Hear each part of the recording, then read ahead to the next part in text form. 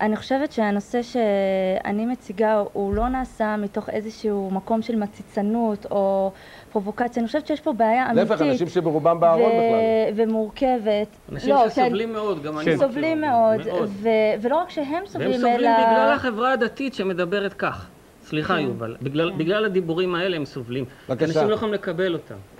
ואני חושבת שזה מאוד, אני מסכימה עם חלק גדול ממה שאתה אומר, אבל השאלה מה המחיר שאומרים לאנשים כאלה, יש דרך ויש אמת אחת, ואתם צריכים ללכת בדרך הזאת, והמרואיינים שלי העלו מצוקה מאוד קשה ואמיתית, ואיך הם מתגברים עליה? איך הם מתגברים עליה ביום יום שלהם, בין האהבה שלהם לבין האמונה שלהם? מה הם עושים? הם מדברים על התפשרות, לפחות הגברים שבהם, כפי שאדמיאל אמר אצל לסביות, זה פחות מדברים על התפשרות בהתנהגות המינית שלהם, הם לא עושים הכל, ואת העניינים שלהם מול ההלכה הם דואגים לפתור, והם מבקשים אבל להישאר בשיח הדתי ובקהילה הזאת, כי הם לא רוצים לוותר עליה. הם יכולים?